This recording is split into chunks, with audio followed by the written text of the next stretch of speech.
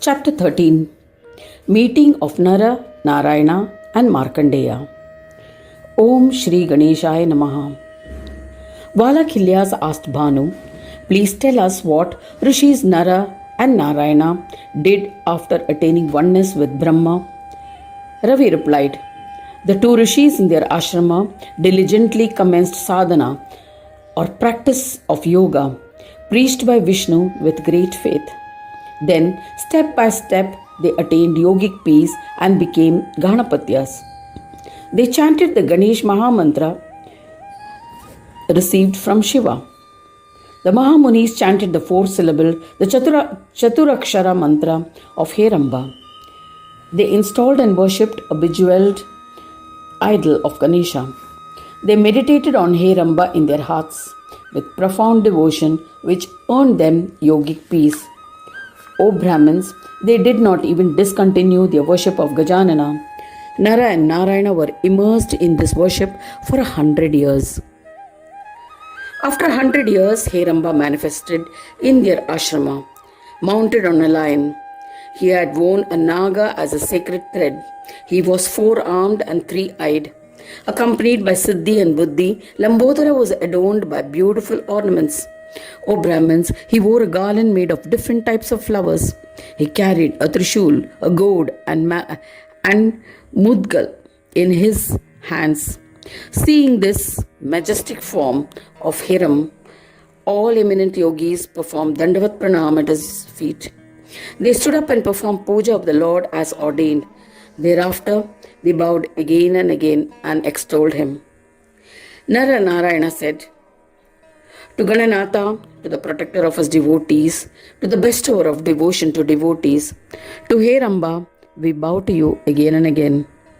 To the Lord, especially of destitutes, to Gajanana, to the four-armed one, Chaturbahu, to Lambodara, we bow to you. To Dundi, who is the essence of all, to the one who creates various differences, but is devoid of any differences, to Lord Chintamani, we bow to you. To the Lord of Siddhi and Buddhi, to the forms of Siddhi and Buddhi, to Yoga, to the Lord of Yoga, to the one whose ears are like winnowing fans, we bow to you. To the one with attributes, we bow to you. To the one devoid of attributes, we bow to you. To the Supreme Soul, to the one worshipped by all, to the Deva of all Devas, we bow to you. To the Brahma of Brahmas, to the one who always bestows peace, to the one who bears bliss and joy, to the one who has tied the Seshanag around his navel, our prostrations to you. To the Absolute One, to the Infinite One, to the Absolute Bliss, we bow to you. To the one who exists as yoga and drives Maya, to the player who conducts divine plays, our salutations.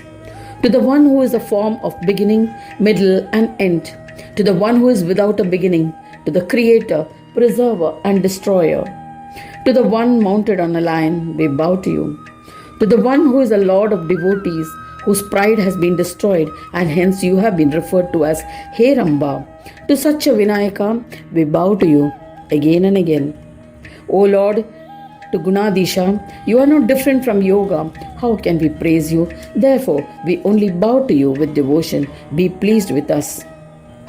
Extolling thus, Nara and Narayana rishis prostrated at his feet. Ganesha lifted them up and said in a deep, resonating voice, I am captivated by your devotion. O eminent Munis, you are the ones who enlighten about the path of yoga. I shall grant you whatever you desire. Anyone who reads or listens to this stotra composed by you will be blessed with enjoyment and liberation. I shall bless the devotees who recites the stotra with fulfillment of all their wishes. This stotra will inspire devotion to me. It will prove to be a great benefactor. Bhanu continued the narration. Both Munis, Nara and Narayana, respectfully joined their palms in reverence and requested Gajanana, O Vignapa, if you are pleased with us and inclined to grant us boons, grant that our devotion to you be steadfast and unwavering. Influenced by their devotion, Gananatha said, Tathastu, and returned to Swanandaloka. Since then, Nara and Narayana constantly chanted the mantra He Ramba, and were also immersed in bhajans of He Ramba. After several years, the compassionate Munis went to the ashram of Markandeya Rishi to impart knowledge. Seeing Nara and Narayana, Markandeya performed Sashtang Pranam to them, performed their puja devotedly, paying obeisance at their feet. He massaged their feet with devotion. The well-versed and modest Markandeya Rishi said to them, "Today my birth, penance, vidya, wisdom, etc. and parents are blessed by darshan of your holy feet." He sang their praise in various ways. Pleased, the Rishi said, "O Markandeya, we are content with your veneration. Ask for any boon that you desire, and we shall grant your wishes." There is no doubt about it.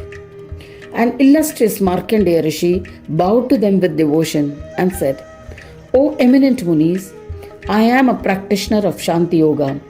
Please impart the knowledge of the path for attaining peace. On comprehending this path, I shall attain happiness. Please grant me the experience of Mahamaya so that I can forsake her. Grant me steadfast devotion at the feet of my Gurus." Ravi continued the narration saying that the eminent Munis, Nara and Narayana, blessed him with the boons and preached the knowledge of Ganesha to Markandeya. This knowledge was the path of absolute yogic peace. Thus ends the 13th chapter titled Meeting of Nara, Narayana and Markandeya in the third Khand of the Purana Upanishad, Srimad Mudgal Puran, describing the legends of Mahodara. Dedicated to Sri Gajanana. End of chapter 13.